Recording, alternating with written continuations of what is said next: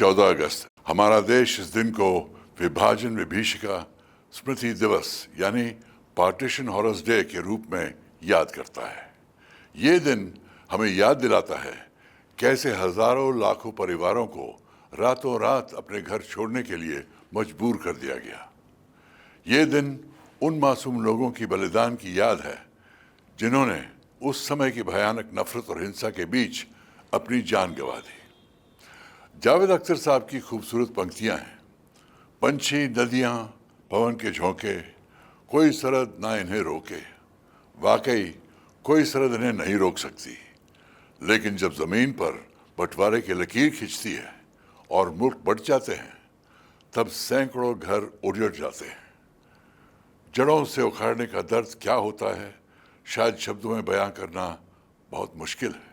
15 अगस्त 1947 हमें ये दिन याद करना मुश्किल नहीं है क्योंकि हम इस दिन को जीते हैं, लेकिन इससे पहले कई दिन ऐसे हैं जिन्हें हमारे बुजुर्ग याद करना नहीं चाहते, लेकिन वो दिन उनके जहन से मिटे नहीं हैं।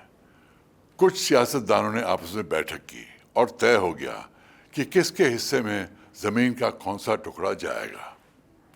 विभाजन की ट्रेजेडी सिर्फ पंजाब तक सीमित नहीं थी, बंगाल ने भी उतनी ही भयानक हिंसा देखी।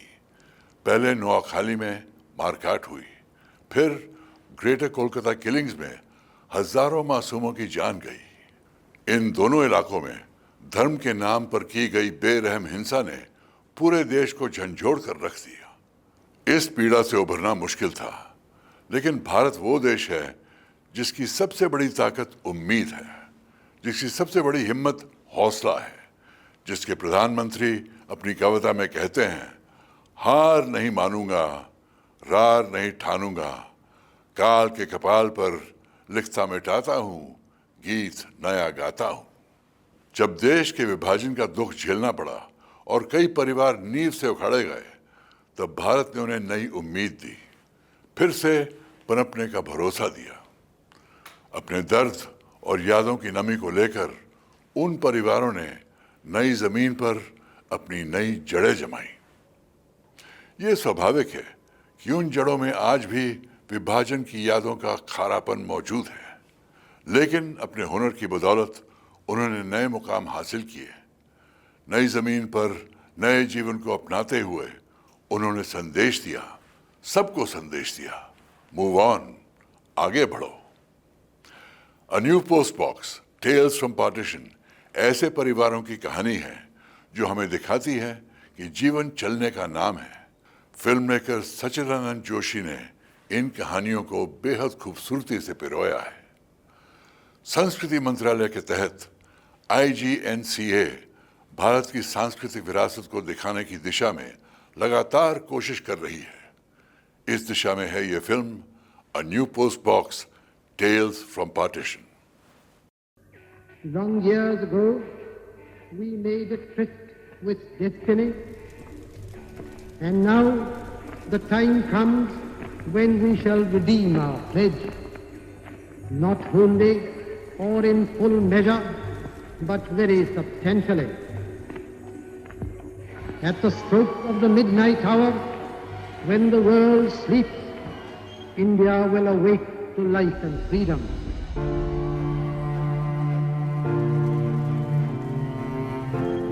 तो पहली गोली 3 गोली उन्होंने उसके साथ में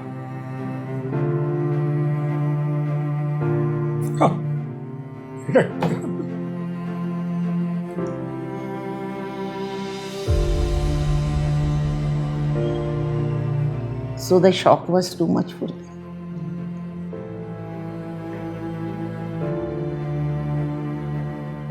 कुछ लोग पहुंचे, कुछ नहीं पहुंच पाए। ज्वेलरी भी कई लुट गई वहाँ लोगों की, और जो लेडीज उनके साथ भी दुष्कर्म हुआ, जो भी हुआ। तो खाली हाथ आए थे जब वहाँ से निकले, अपनी जान बचा के ही आना है वहाँ से, इतना वो दंगे फसाद हो रहे थे। तो उस टाइम हमारी माताजी ने अपने कंगन जो हैं दे दिए। When they came from Peshawar, they didn't know that we will not go back. वो एक ट्रॉमा इनके जहन से नहीं उतर सका। कार्यकर्ता आते थे आरएसएस, उन लोगों ने बहुत हेल्प आउट किया, जो हमारे फादर ने बताया हमें।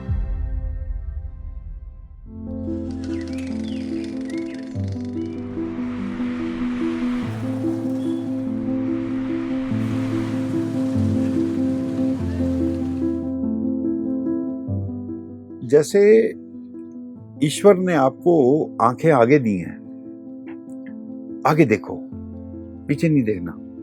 पार्टीशन ना एक हैपनिंग है, एक इवेंट है। जो खोना था खो गया, जान बच गई, वहां से शुरू करो। हमारी दुकान is the only place which hasn't changed. बाकी सब बदल गया है, but this is one place from their childhood that hasn't changed. So the shop carries a lot of nostalgic value for a lot of families. Moti Mahal एक ऐसी institution है जिसने देश विदेश में इंडियन खाने को, भारतीय सभ्यता को, भारतीय कल्चर को विस्तार में बढ़ाया। इस वक्त 11-12 स्कूल चल रहे हैं, बिल्ड बाय गिरधारी लाल सलमान। हमारे बच्चे टॉप पर आते थे सारे इंडिया में। संगीत के जगत में जितने भी हमारा नाम हुआ है, वो रिखी राम के नाम से ही उनको जाने गए हैं वो। हाँ, लाहौर से शुरू कर रहा हूँ मैं।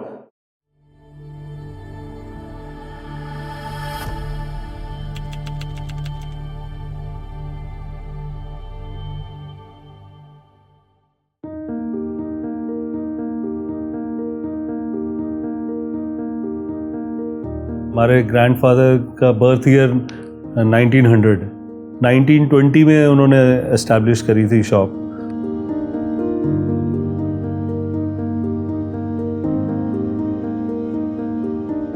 उनसे पूछता था मैं, अच्छा वहाँ पे कहाँ होती थी दुकान, तो वो बताते थे अनारकली बाज़ार था वहाँ पे बड़ा फेमस। तो वो पूरा म्यूज़िक हब होता था, जैसे कनॉट प्लेस है वैसे वो पूरा शॉपिंग हब होता था। वहाँ से वो शुरू किए, धीरे धीरे उसको बढ़ाया।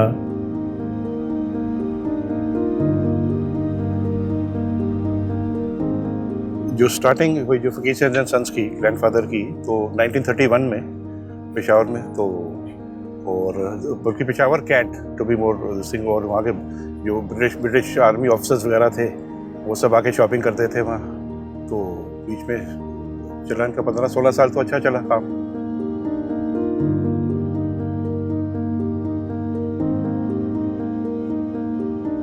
तो मेरे ग्रैंडफादर जो थे वो एक बैंक होता था मंडी बहाउद्दीन में। मंडी Bahauddin was the main wholesale junction from where all the goods were distributed throughout Hindustan. वो एक बैंक के मैनेजर थे, जो बैंक सेंट्रल बैंक होता था मंडी बहाउद्दीन का। पेशावर के लोग नॉन वेज फूड के बड़े शौकीन होते हैं, and that was the only restaurant in Moti Mahal. Peshawar गोरा बाज़ार में था। मैं और मेरी बड़ी बहन पेशावर में अपने पेरेंट्स के साथ जाते थे खाना खाने के लिए, और मेरी स्पेशलिटी खुशी से जो मैं खाती थी वो तो मोती महल का बटर चिकन था। और इसका जो जर्नी है वो मेरे ग्रैंडफादर के साथ शुरू हुई थी पेशावर में 1920। मेरे ग्रैंडफादर कुंदन लाल गुजराल जी बहुत यंग एज में ऑर्फन हो गए थे। उनके पिता गुजर गए, माता जी ने उनको पाला, माया देवी उनका नाम था, and she was very fond of pearls. उनको ऑनर करने में उन्होंने उसका मोती महल नाम रखा, because her mother Maya Devi love मोती। मेरी याद में तो मोती महल ही था जब से हम लोगों ने जाना शुरू किया। पहले प्रॉबेबली मुखामल का ढाबा या कुछ कहते होंगे, मुझे नहीं पता, मगर जब से मैंने होश संभाला, जब मैं जाती थी, must have been 7 years old when I was going there। हम लोग तो बचपन में ही कहते थे कुंदन अंकल के पास जाना है, मोती महल का खाना खाना है। मुझे ये पता नहीं था मेरी शादी इस घर में होगी। मेरे फादर सेल्फ मेड मैन थे, तो उस वक्त पेशावर कंटोनमेंट बन रही, तो then my father open small shop at Peshawar, जो आज तरक्की करती हुई थोड़ा बढ़ गई। But still at that time he was called a carpenter. He took us to Convent of Jesus, but they refused to admit us कि हम कारपेंटरों के बच्चे दाखिल नहीं करते फर्नीचर।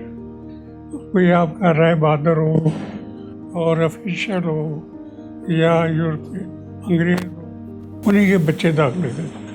तो काफ़ी चोट लगी, जस्ट लाइक ए ह्यूमिलेशन कि मेरा पेशा है, मैं इसे मांग कर तो नहीं खाता। सनातन धर्म स्कूल चलता था जो कि अनएडेड था, मंदिर उसको पैसे देता था टीचर्स की सैलरी के लिए, तो मैं उसी में ही पढ़ रहा था पहले 3-4 साल।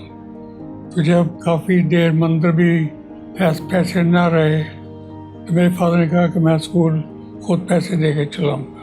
जो पुरानी थी जिस वक्त हमें स्कूल से दाखिल नहीं मिला था, वही दिमाग में उनके चक्कर का। उस वक्त पार्टीशन का शोशा बहुत शुरू हो गया हुआ।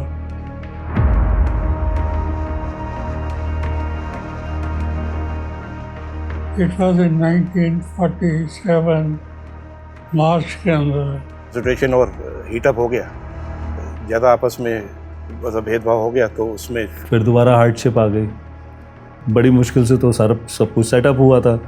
और गवर्नर ने भी ये एडवाइस की, France better you move to otherwise इसी वगैरह मारे जाओ।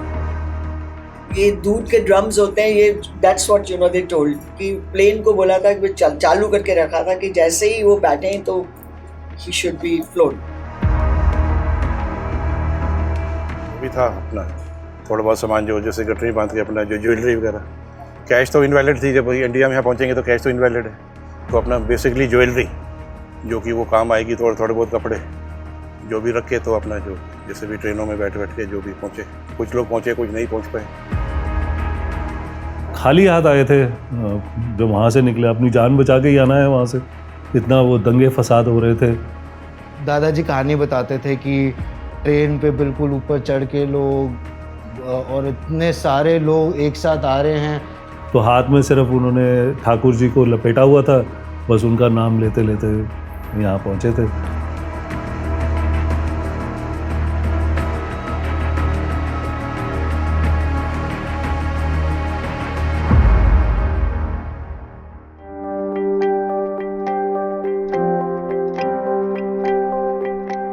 तो दिल्ली में आगे तो वो सारे कैंप्स में रुके थे, ये पुराना किला में। तो कैंप्स में उन्होंने 2-3 दिन उन्होंने वहीं पे ही सड़क पे ही रातें गुजारी। वो कार्यकर्ता आते थे, आरएसएस के कार्यकर्ता आते थे, वो थोड़ी हेल्प आउट करते थे। सब जितने भी शरणार्थी थे, जितने भी, उन लोगों को वो खाना, कंबल या कोई चद्दर चाहिए किसी को, उन लोगों ने बहुत हेल्प आउट किया, जो हमारे फादर ने बताया हमें।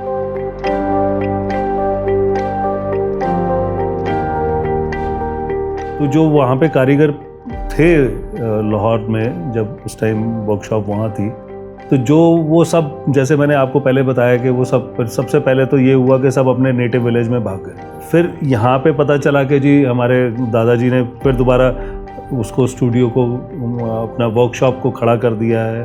अब वो उन्होंने तार भेजे उनको कि आप अब ज्वाइन कर लो, या फिर नए लड़के पकड़े, उनको ट्रेन किया। तो वो जो टेक्निकल उनका जो माइंड था और जो समझाने का ढंग था कि मैंने इस लड़के से कैसे काम करवाना है, तो वो उन्होंने फिर धीरे धीरे करके वो टीम बनाई। तो ये टीम बनाते बनाते उनको लग गए 2.5 साल।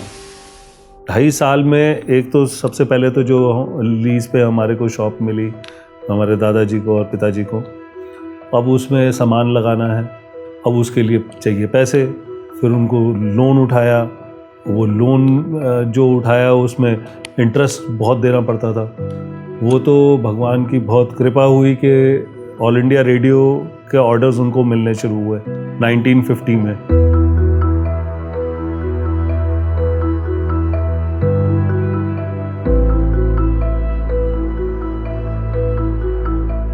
जो हार्डशिप्स करी उसकी वजह से ही वो हेल्थ में टोल आ गया। तो 1961 में वो गुजर गए। फिर हमारे पिताजी ने टेक ओवर किया। अब पिताजी जो थे वो 32 या 33 के रहे होंगे उस टाइम। उनको लगे कि मैं बिल्कुल अकेला हो गया, बाबूजी नहीं रहे। उन्होंने बड़ी हिम्मत जुटाई, छोटी उम्र में सारा पूरा वो संभालना, पूरी जिम्मेदारी को संभालना।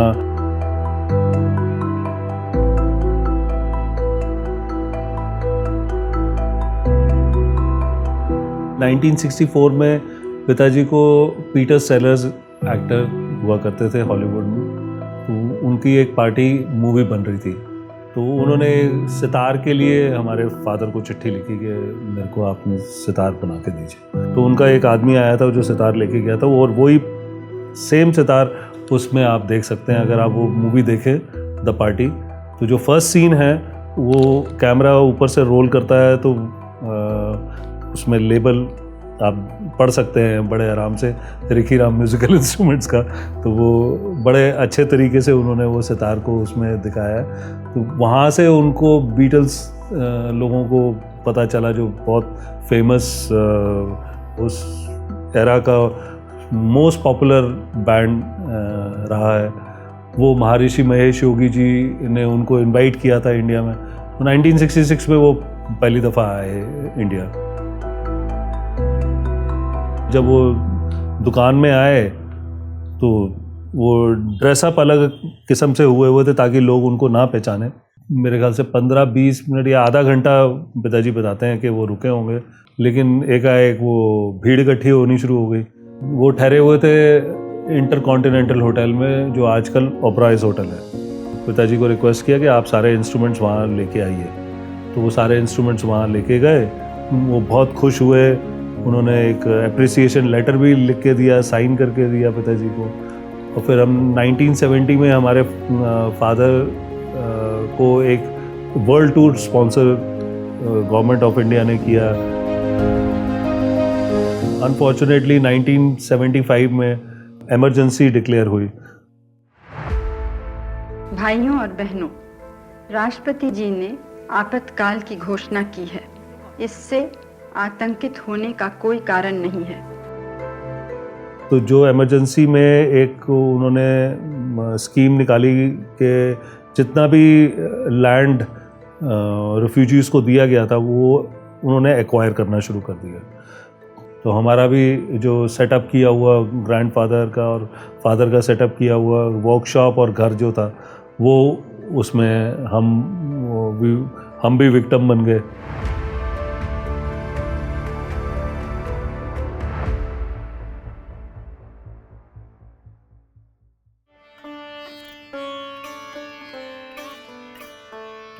पिताजी ने बोला कि देखो, ये अगर काम सीखना है और सास को बनाना सीखना है तो इसको बजाना ज़रूर आना चाहिए। तो पंडित मोतीराम जी उनके बहुत अच्छे मित्र थे, तो उनको उन्होंने रिक्वेस्ट किया कि हमारे बच्चों को सिखाना शुरू करिए आप। फिर उसके बाद वो मोतीराम जी बुज़ुर्ग हो गए, तो फिर पंडित उमाशंकर मिश्र जी जो त्रिवेणी कला संगम में सिखाते थे, उनसे रिक्वेस्ट करी, तो उनके पास गया मैं। 2-3 साल मैं उनसे सीखा। पिताजी के एक और मित्र थे सतीश कुमार जी, पंडित सतीश कुमार जी, तो वो आया करते थे शॉप में। तो वो कहने लगे कि मैं तुम्हें टाइम दूंगा बेटा, तुमको सिखाऊंगा। तो उन्होंने बहुत मेरे को तालीम दी, उन्होंने मेरे को बहुत अच्छा सिखाया। 6-7 साल बहुत अच्छा सीखा मैंने उनसे। और मैं रेडियो में भी परफॉर्मेंसेस करता था, बाहर पब्लिक परफॉर्मेंस भी करता था।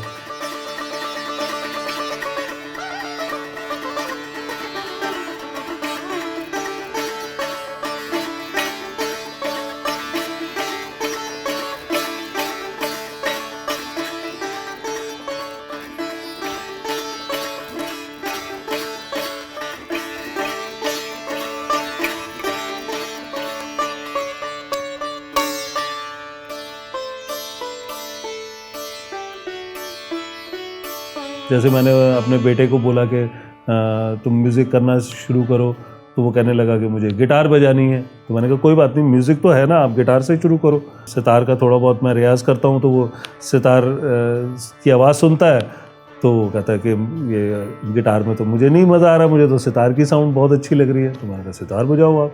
फिर उसने सितार बजाना सीखा। 2012 से ही कॉलेज के दौरान ही मैं शॉप पे जाना शुरू कर दिया था अपने पिताजी के साथ काम सीखना, और सितार तो मैं साथ साथ सीखता ही था। तो वहाँ पे ऐसा माहौल रहता था कि कोई भी आर्टिस्ट आ रहा है तो बहुत देर तक बैठ रहे हैं, चर्चा हो रही है म्यूज़िक की, बहुत सारे म्यूजिशियंस आ रहे हैं, और वहीं पे हमारा कॉफ़ी आ रही है, समोसे आ रहे थे, और ये मतलब स्नैक्स आते रहते थे वहाँ पे सब आर्टिस्ट के लिए। तो मैंने कहा कि एक ऐसा होना चाहिए कैफ़े की म्यूजिशियंस आए और एक आके एक दूसरे से बात करें, और हम साथ साथ उनको वाद्य यंत्र भी सप्लाई करें साथ साथ।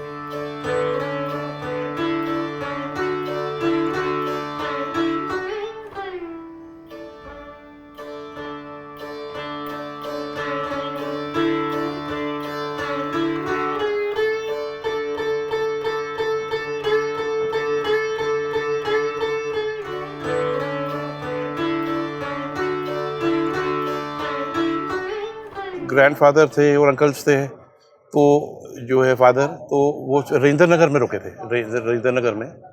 तो वहाँ रिहेबिलिटेशन सेंटर था, तो उधर रुके। कुछ लोग यहाँ इधर भी पुराने किले में भी थे, तो उनको रविंद्र नगर में मिला अकोमोडेशन। तो उसमें 1 रूम अकोमोडेशन था, उसमें भी जो भी उस टाइम तो एक छत चाहिए था सर के ऊपर, तो सब कुछ वहाँ डिस्प्लेस हो चुका था। तो सर के ऊपर छत था, यही लोगों ने शुक्र की।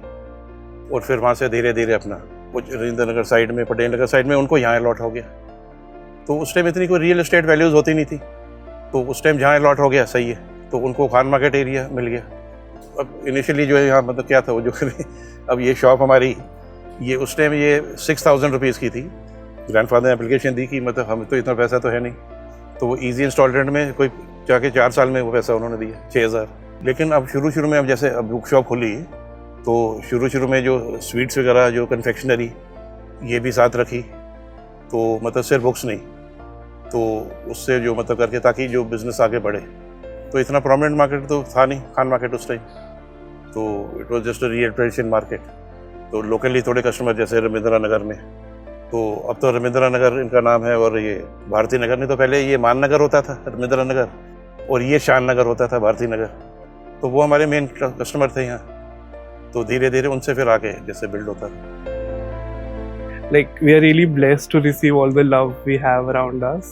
लोगों का बहुत प्यार मिलता है हमको, but it's all very organic. कुछ भी वहाँ पे कमर्शियल नहीं है। We don't promote anything. वो बस organic है। लोग आते हैं, they click pictures here because it's like now it's the oldest living bookstore of Delhi. तो बस माहौल है, प्यार है। जैसे कुछ फेमस फिल्म स्टार्स हैं, मनोज कुमार और ओम प्रकाश, तो ये सब वहाँ से पेशावर से, कपूर फैमिली, पृथ्वीराज कपूर। तो अर्ली शुरू में तो आके इनसे मिलते भी थे, पेशावरी ग्रुप था उनका। और फिर आके यहाँ उसके ताश भी खेलते। उस टाइम पेशावरी में ताश खेलने का बड़ा अच्छा माना जाता था। कोई गेस्ट का तो आके ताश वगैरह खेलते थे। सुनील दत्त आते थे यहाँ, तो पुरानी बातें वहाँ की करते थे, पेशावर की। LK अडवाणी जी, तो वो तो बल्कि फैमिली फ्रेंड है हमारे। और गांधी फैमिली के भी, प्रियंका वगैरह सब आते हैं, बुक्स वगैरह ले जाते हैं। और बिकॉज शॉपिंग सेंटर ही आप समझ लीजिए उनका खान मार्केट ही है, जो जितने भी मेंबर ऑफ पार्लियामेंट एरिया, जितना क्लोजेस्ट मार्केट और जो उनके लिए best market I think Khan market ही है। इस करके उससे भी काफ़ी यहाँ प्रोत्साहन मिला मार्केट को। खुशवंत सिंह यहाँ पहले सब अपनी बुक्स हमारे से लेते थे। हम चाहते थे कि ये फैमिली बुक स्टोर रहे, जैसे एक फैमिली बुक स्टोर होता है, तो उसमें और इंटरेक्शन करके। तो ज़्यादा कमर्शियल पॉइंट ऑफ व्यू से हमने ज़्यादा नहीं देखा, मतलब वी आर डूइंग वेल। तो कोई ऐसे हमने जरूरत ही नहीं समझी कि एक्सपेंशन की, और इसी पे सबने कॉन्सेंट्रेट किया। तो अपनी एक रिलेशनशिप बनाई पब्लिक से। एंड हमने ज़्यादा ऑर्गेनाइज नहीं किया हुआ इस वजह से, क्योंकि शुरू से ऐसे ही है। लोग आते हैं, थोड़ी देर ढूंढते हैं किताबें, क्योंकि अगर आपको पता है कौन सी किताब लेनी है देन कहीं से भी ले सकते हो। बुक्स सब जगह अवेलेबल है, ऑफलाइन ऑनलाइन। बट हमारी शॉप का मज़ा इसमें कि आके एक्सप्लोर करो, like being found by a book. तो कोई ऐसी किताब लेके जो जिसके बारे में आपको पता नहीं था। इसका ये है कि मैं प्रॉफिट तो नहीं कहूँगा बहुत ज़्यादा, लेकिन हमारा जो एक्चुअल प्रॉफिट क्या है कि interaction with the people. Being in a bookstore, I get to meet a lot of people who are like artists, journalists. So interaction बहुत अच्छी रहती है यहाँ पे। So public dealing is the I think the best part about my job. बेटा मेरा है अभिनव, Instagram handle वगैरह में इसने काफ़ी रीडरशिप बढ़ाई उसमें काफ़ी। तो कुछ जैसे पोस्ट कार्ड्स यहाँ के दुकान के ना पेंटिंग में छाप देते हैं, तो लोग कहते हैं जी हम किताब भी लेने आए और पोस्ट कार्ड भी लेने आए, तो that is an incentive for them also, और हमारा बिजनेस भी बढ़ता है। ऑनलाइन से फ़ायदा होता है कि जो लोग दिल्ली में नहीं हैं उनको भी एक्सेस मिल जाता है about the book store, like they know about the book store through Instagram. So वो एक फ़ायदा मिलता है। जैसे कि उसके बाद जब वो कभी दिल्ली आते हैं तो वो कोशिश करते हैं कि शॉप पे आएँ। जैसे कि रोज़ यहाँ लोग आते हैं, वो कहते हैं कि वो हिमाचल जा रहे थे, उनकी रात की बस है पर उनके पास बीच में 2 घंटे थे दिल्ली में, तो वो फ़कीर चंद आए। उनकी बकेट लिस्ट में होता है कि मतलब दिल्ली जाएंगे तो फ़कीर चंद आएंगे।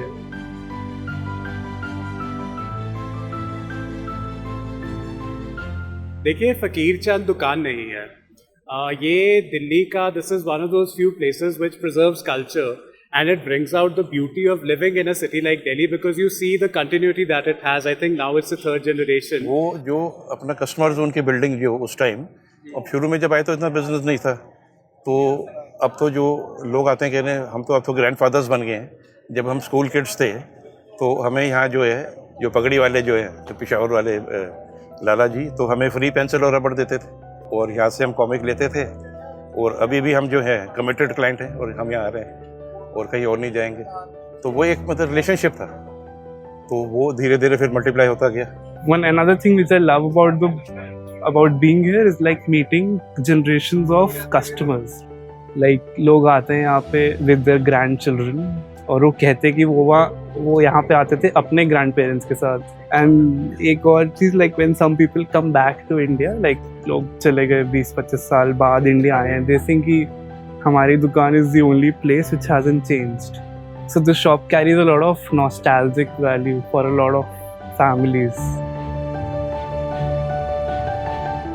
जो एक पुस्तक है वो आपको ढूंढती है, जो कहानी है वो आपको ढूंढती है। आप कहानियाँ पुस्तक को कभी नहीं ढूंढते, और ऐसी जगह वो मौका देती हैं कि पुस्तकें आपको ढूंढ सके, so that the books can find you and they add value to your life and they add years to the life that you have. So that is my thing.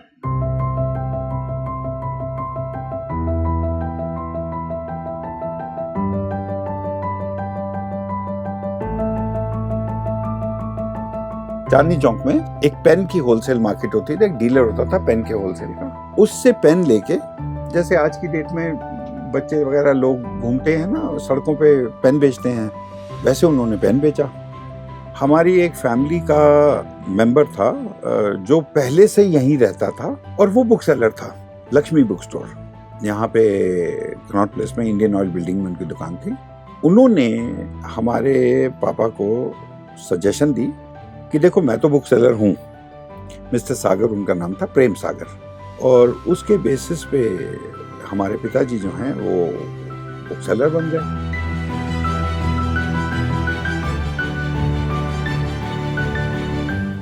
तो जब हमने प्रेम सागर जी ने जब हमारा काम स्टार्ट करवाया तो हमारे पास काम करने की जगह नहीं थी, तो किसी ने कहा जी ये रेफ्यूजी मार्केट खुली है, तो हमारे पास तो पैसे भी नहीं थे, तो अब बिना पैसे के बिना जगह के काम कैसे करेंगे। तो जो मैंने सुना है वो पिताजी के साथ आए वो और ये जगह देखी, तो पहले ये जिस जगह पे आप बैठे हैं ये 3 अलग अलग दुकानें हैं, तो बीच वाली अवेलेबल थी।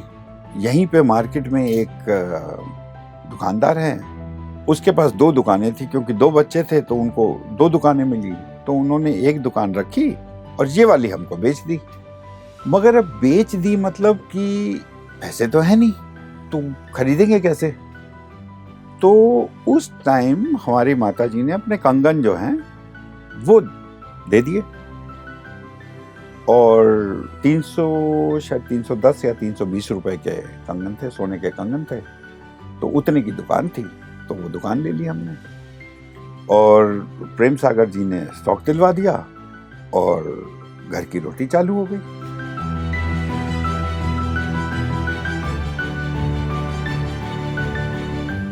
देखिए ऐसा होता है कभी कभी इंसान ना चाहते हुए भी ना कुदरत के कुछ ऐसे रंग बदलते हैं कि हर चीज अपने आप ना ठीक जगह पे आके बैठ जाती है।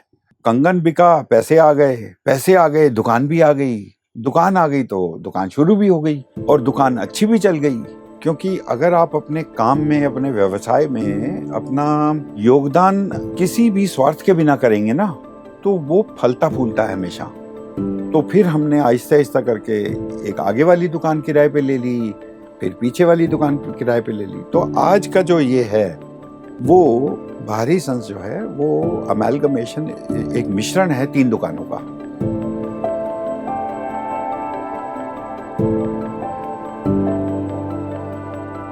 मेरे पिताजी ना कभी भी पार्टीशन के बारे में बात नहीं करते थे, ना मेरी माताजी, और कभी उन्होंने इच्छा भी जाहिर नहीं की कि मैं वापस घर जाऊंगा, क्योंकि उनका घर जो है ना वो ये है, सारा कुछ गंवा के ये बनाया। तो अब अगर उसी ख्याल में रहेंगे कि जी हाय हाय मर गए, हमारा तो पीछे ये होता था, पीछे वो होता था, ऐसा था वैसा था, तो उससे जिंदगी नहीं चल सकती।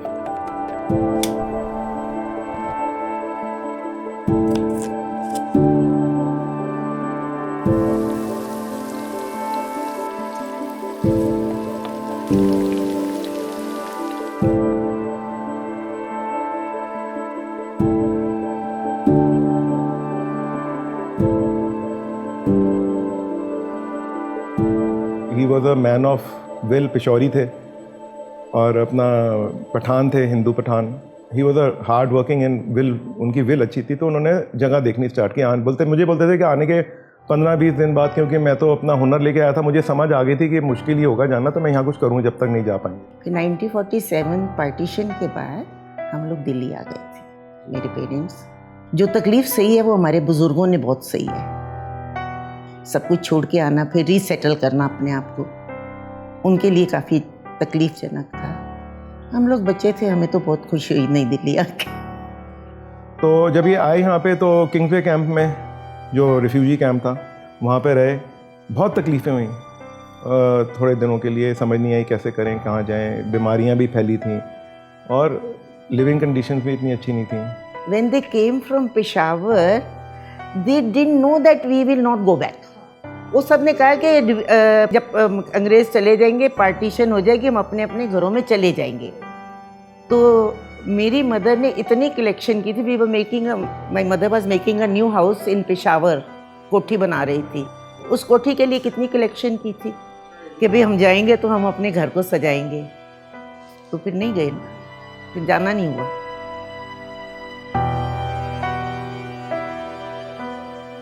फिर उन्हें दरियागंज में, जो कि मोस्ट पॉपुलर वॉल्ड सिटी थी, जहाँ पे जो मेन मार्केट थी, चांदनी चौक और दरियागंज 2 ही होते थे, तो उन्होंने दरियागंज में कोई एक जगह देखी जो वहाँ पे उन्होंने सोचा कि मैं मोती महल खोलूँगा। तो मुझे बताते हैं, मैं अराउंड 14,000 रुपीज़ लेके आया था।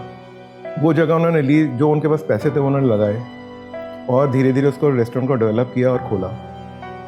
तब फ्रिज नहीं होते थे, तो तंदूरी चिकन जब बनता था तो वो हार्ड हो जाता था, ओवर नेक्स्ट टाइम को फिर खाने के लिए मुश्किल होती थी। और सब चिकन तो एक दिन नहीं बिकते ना, पहले उनको मैरिनेट करते हैं, फिर तंदूर में लगाते हैं। फिर वो जो तंदूर वाले चिकन होते थे उनको वेस्ट नहीं करना चाहिए, तो वो मेरे my father in law was a very good chef, वो उसको फिर बटर ग्रेवी में बना देते थे, क्योंकि अगर नहीं बनाएंगे तो वो सवेरे तक ड्राई हो जाते थे, वहाँ मॉइस्चर कमी होती होगी, और जो कोई चिकन बच जाता था, चिकन पकोड़ा बन जाता था उसका। दिल्ली वालों को भी बहुत एक नया, नॉर्थ वेस्ट का जो फूड था उसका एक बहुत नया जायका, अच्छा जायका लगा, और वो उसको सहराने लगे, खाने लगे और उसको बहुत एंजॉय करने लगे। तो पॉपुलर हो गया, पॉपुलैरिटी बढ़ गई।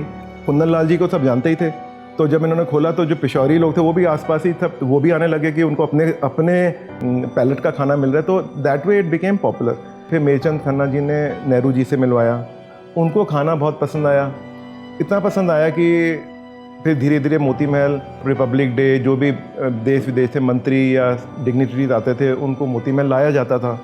इवन एक पुरानी कहावत है, शाह फरहान जब इंडिया आए थे मौलाना दाद जी के साथ, तो वो उनको इंडिया या रेस्टोरेंट में लाए।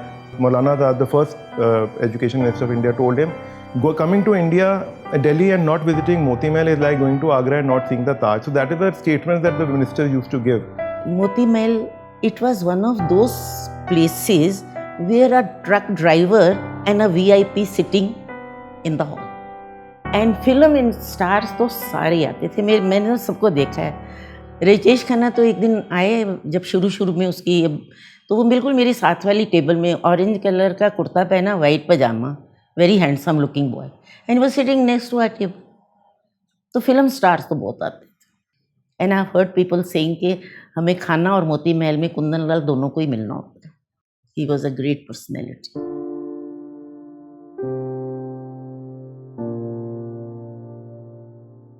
मेरे हस्बैंड की तो 1990 में डेथ हो गई थी। He was only 50 years old. मैं रेस्टोरेंट चला रही थी दरियागंज और ग्रेटर कैलाश, साउथ एक्स वाले सारे रेस्टोरेंट, तो बच्चे तो पढ़ रहे थे। फिर Manish has been a good help to me, क्योंकि उधर मेरे पेरेंट्स भी old and my husband was the only child of his parents. I look after them, look after the business, look after my children, they were not married, so कर लिया। Daddy was my father-in-law was there, but then he lost hope for everything. जब मनीष ने कहा daddy मेरे को कुछ सीखना है, मेरे को रेस्टोरेंट में आने दो, मैंने अब आई थिंक 12 के बाद ही वांटेड टू वर्क, तो उन्होंने कहा ऐसे नहीं सीखना होता, पहले जाओ तंदूरिये के पास बैठो, थोड़े पसीने निकालो, फिर आना बात करना। फिर क्योंकि मैंने already as I said join my grandfather, मेरी बहुत विगरस ट्रेनिंग हुई उनके साथ। 3 साल सीखा खाना बनाना कैसे करना है। फिर 3 साल जब मैं होटल मैनेजमेंट कर रहा था तो फ्रंट मैनेजमेंट किया। तो जो 6 साल की जो ट्रेनिंग थी उसको मैं और अपने फैमिली को और मेरे ग्रैंडफादर को जो उन्होंने मेरे को अपने पर्सनल लेवल पर सिखाया, वो एक मैं कारण मांगता हूँ कि मैं अपने ब्रांड को रीस्टैब्लिश रिवाइव कर सका।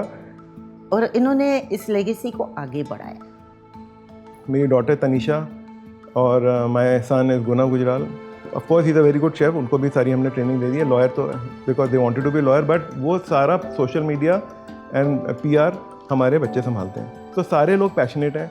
Everybody is proud of the legacy, everybody is proud of, because they have also seen the grand parents, luckily, because हम लोगों की जल्दी शादियाँ हो गई, जल्दी बच्चे हो गए, जल्दी वो भी, तो they all have seen their grandparents, they have all seen the great grandparents, so connect is that.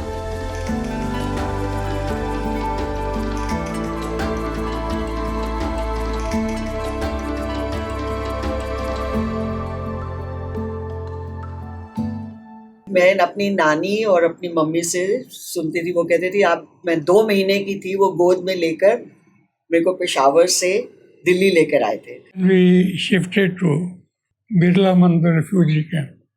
यहाँ एक छोटा सा टेंट लगा के 6 के 6 आदमियों को रखा के वहाँ नहाने की तकलीफ, टॉयलेट जाने की तकलीफ, लाइन लगा के करें।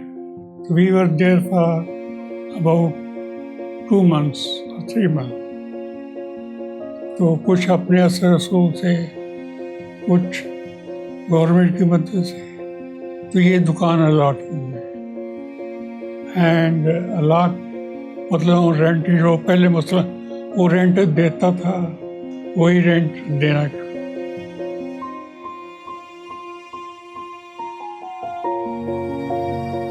ड्यूरिंग दैट पीरियड ये कॉलोनी बननी शुरू हो गई राजेंद्र नगर।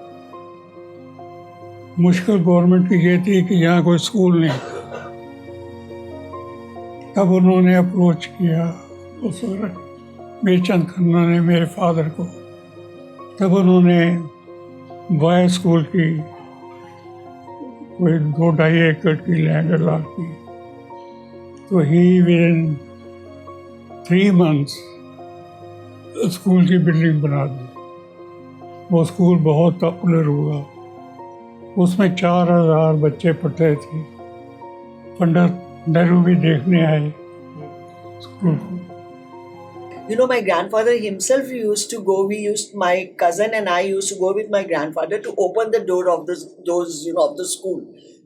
ताले खोलने जाते थे हम लोग सुबह। ये किसी को मालूम नहीं है घर में।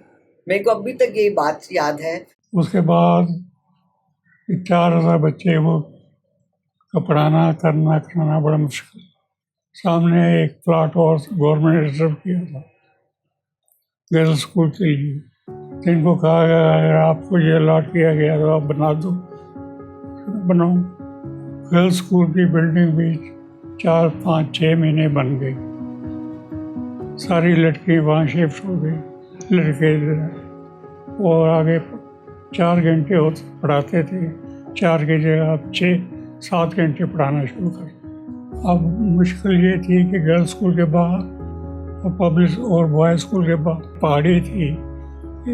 सारी स्कूल के बच्चों ने अपनी लेबल लगा के हमवार की।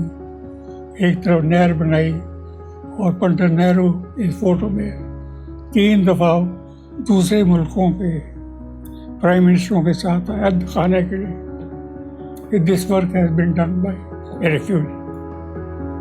अनफॉर्चुनेटली ही डाइड इन 1964 और उनकी बीमारी आज पता ही नहीं लग सकी। पंडित नेहरू देखने आए, 10-15 मिनट बैठे रहे, इस तरह से आप ठीक हो गया।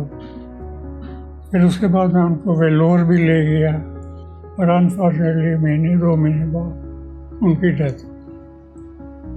And I had to not only I had to run the business but also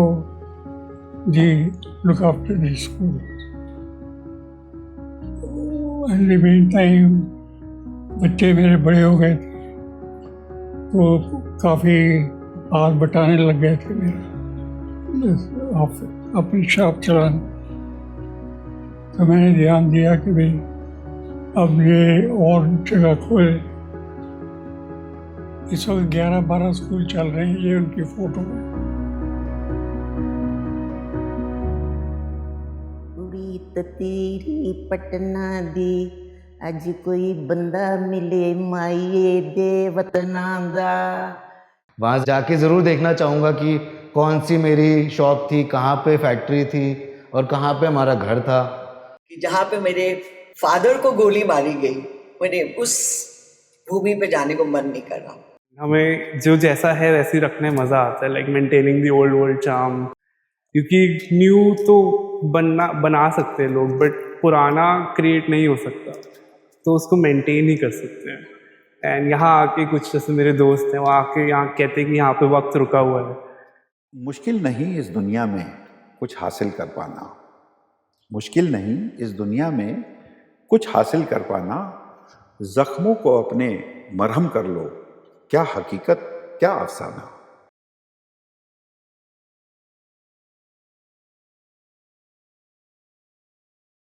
गीत नया गाता हूँ, गीत नया गाता हूँ, टूटे हुए तारों से फूटे वासंती स्वर, पत्थर की छाती में उगाया नव अंकुर, झरे सब पीले पात, कोयल की कुहुक रात, प्राची में अरुणिमा की रेख देख पाता हूँ।